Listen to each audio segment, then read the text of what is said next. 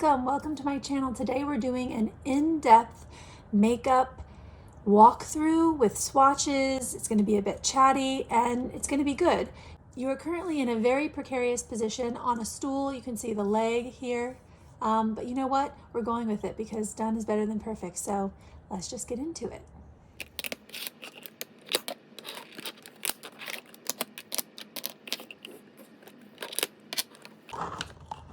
All right, first things first, we're starting with my foundation category. These are all my base products essentially. So that includes foundations, tinted moisturizers, anything that I would kind of put on as a first step because I tend not to do primer.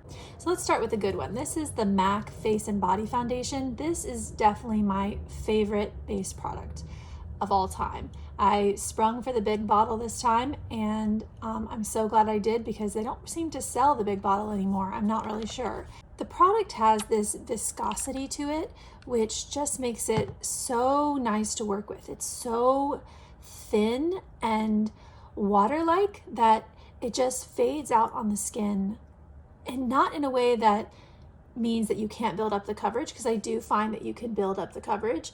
It keeps it staying skin-like, which I just love that in a product. So I have the shade N1.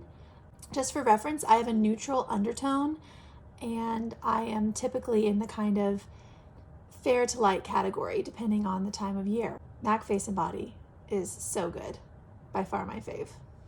Had to go get the wipes, didn't think about that. Next we have what I'm currently working on in my project pan. It's the NYX Bear With Me Tinted Skin Veil. At first I thought that this was discontinued, but actually I see it on their website, so I don't think that it is. I really love this product. It is light coverage.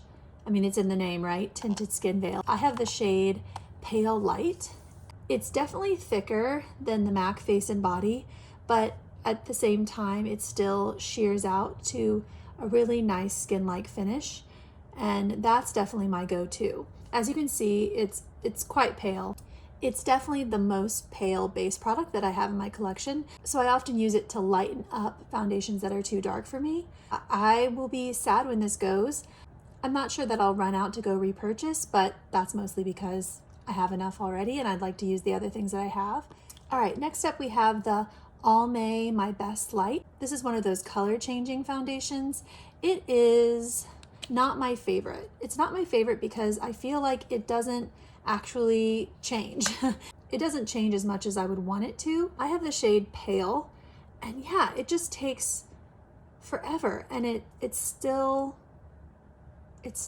this way.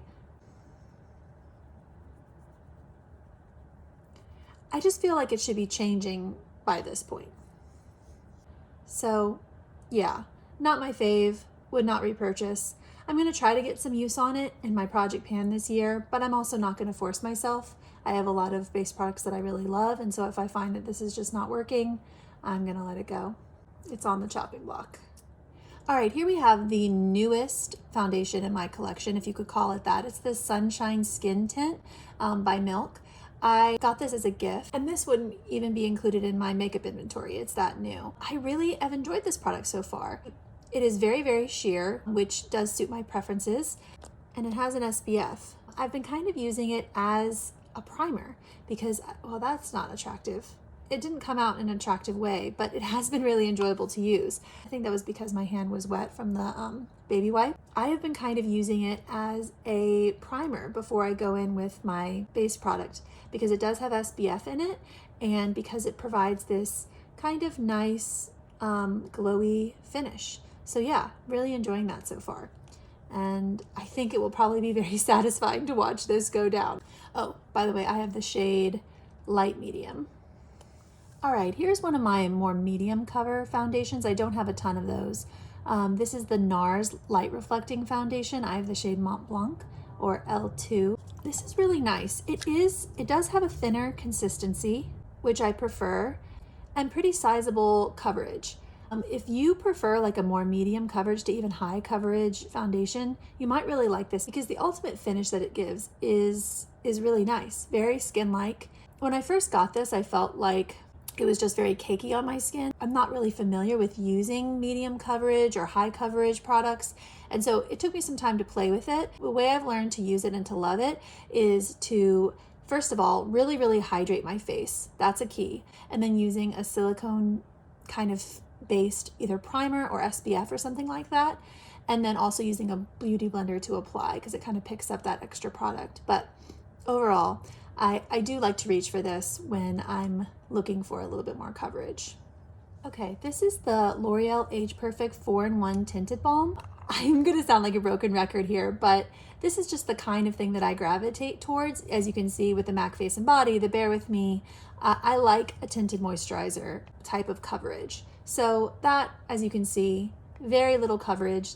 Balm is in the name, so that's what it is. I have the shade Fair 20.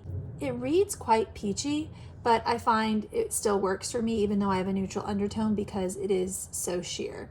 I often will use this product for putting like over top of blush or bronzer if I find that I've over applied or if I find that the result is looking too harsh. I'll kind of tap this product over top and it just brings down the color a little bit and provides a more skin-like effect overall, as if the bronzer and blush were like coming through my skin instead of sitting on top. That's something I use this for quite a bit. Next in my bases, we have the Saint Cream Makeup.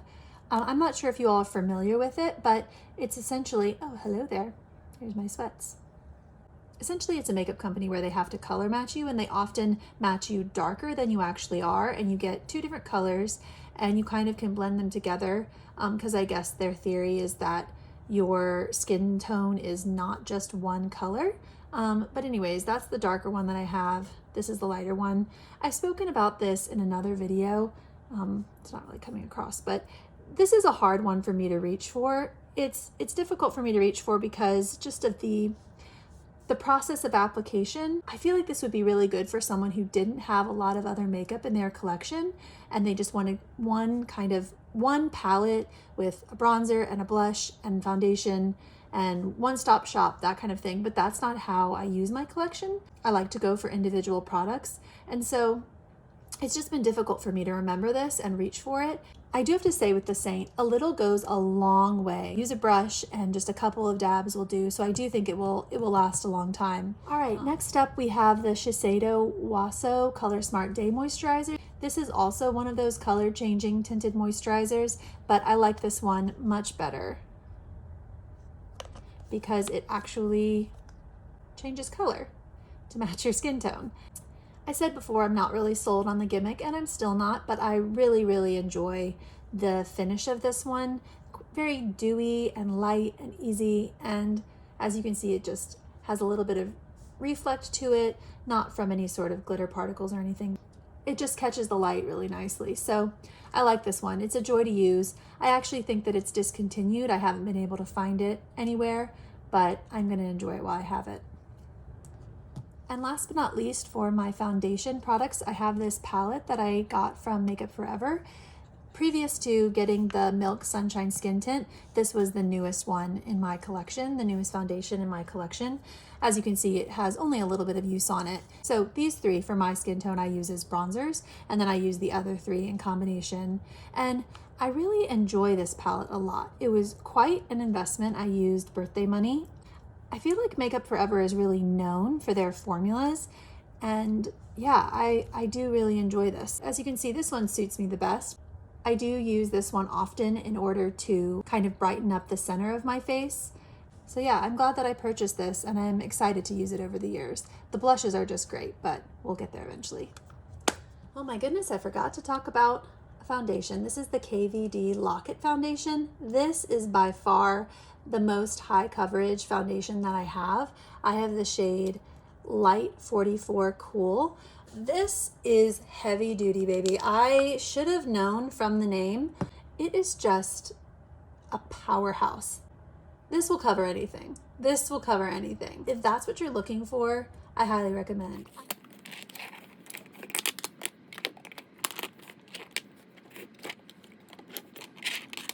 All right, moving on from the foundation category, now we're gonna do my concealer category.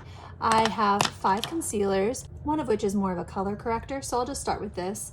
This is the Becca X Smashbox Under Eye Brightener, and I have the shade Fair Light.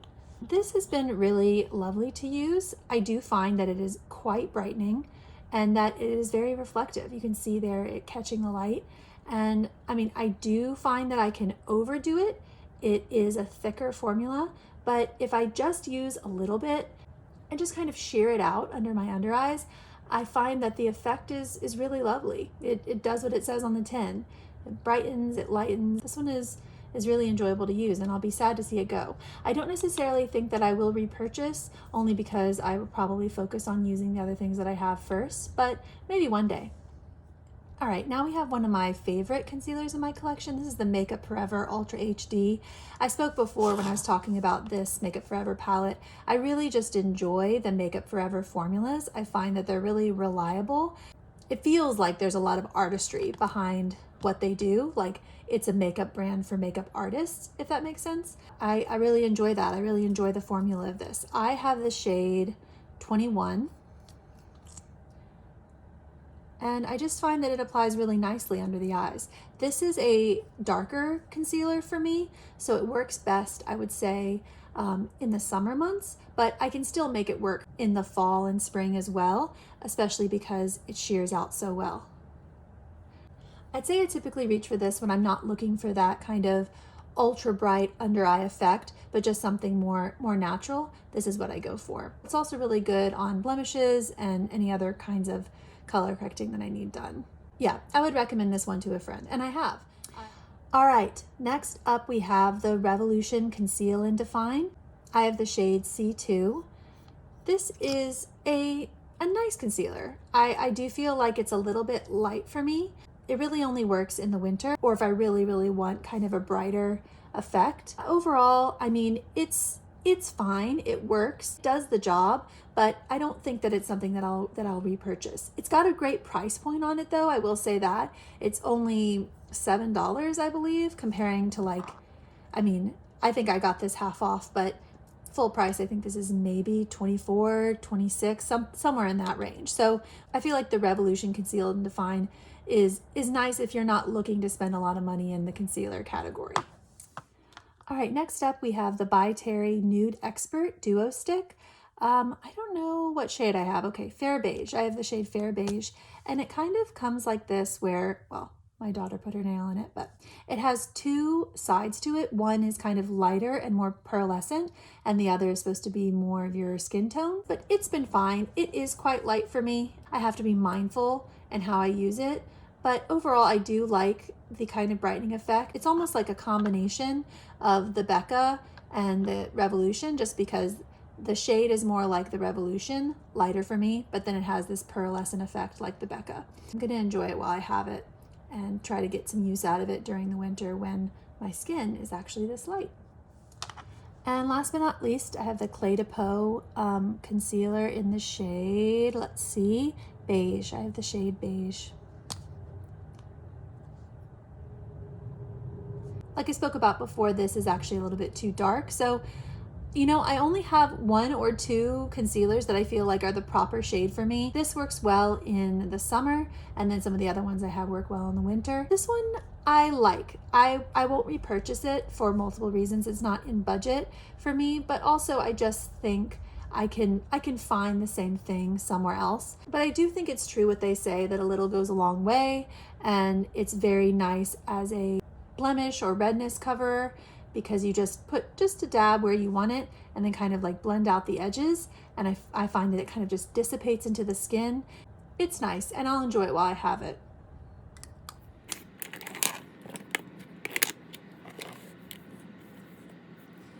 All right, now getting into powders. I currently have 4 powders. These are kind of a funny thing to swatch, but I still will. This is the Rimmel Stay Matte powder. It cracked in shipping, so that's not great. But what can you expect from the price point? I just have the transparent one, and it is what it says. It's transparent. It's transparent, at least on my skin. And yeah, I haven't had a chance to play around with this too much. I've been focusing much more on the Well People currently, but I got it because I wanted to see if I could find a drugstore powder that I really liked. These other ones that I have a higher price point. So if you have any drugstore powder recommendations, throw them down in the comments. I'd love to see. It's going to take me a while to get through all of these, but I would love to hear y'all's recommendations from the drugstore. All right, now we have the Well People. This has kind of been the main powder that I've been using for, I don't know, the past 200 uses. I do keep track of all my makeup, and I will share that in a future video, but I think I have over 200 uses on this, so it's been a while. This one is actually a baked foundation. It's the bio-based baked foundation. I believe that they've reformulated or at least rebranded this one, so it might have a different name now, but I have the shade Fair Golden, and it's served me well. It's definitely served me well. You know, with powders, they either work for your skin or they don't. I haven't found a great difference in how well a powder works, but maybe you guys have some like killer powder recommendations that are just going to change my life. If you do, again, comment below. But so far, it's been fine. It's really a utilitarian product for me. I use it to take down the shine. This one works great. In terms of it being a foundation though, I don't find that it provides too much coverage. I don't know if I'm using it wrong. I'm not really sure how you're supposed to use, like what sort of brush you're supposed to use with powder foundations in order to get coverage. But that is one thing. If you were looking to add coverage with this, I'm not sure that it does that. Next up, I have the Laura Mercier translucent powder. This was a part of a Sephora birthday gift in years past. I'm not going to swatch it because that just feels kind of silly. It's just the translucent one. So far, playing with this has been really enjoyable. I do feel like it's really lightweight and nice on the skin, provides a nice finish. I'm not sure if I'm as much of a fan of loose powders as I am of pressed powders, but yeah, it is nice to have this little travel size, and as you can see, I have a good amount of product left. I think I'll be able to sort out some of my feelings about loose powders versus pressed powders when I'm working through this. All right, last but not least, I have the NARS Light Reflecting Setting Powder. This is the pressed version in the shade Translucent Crystal. It comes with one of these little doodads, and yeah, this one I find, evidence of my kids. This one I really enjoy. I find that this is the lightest of all the powders that I have. If you're looking for something to really mattify a lot of oil or something, this is not going to be for you, but at the same time, this has the least powdery finish. I find that I reach for this, especially in the winter time when my skin is less oily and I just need a touch of powder while also wanting to be forgiving to like dry patches and things like that. This is really lovely for that.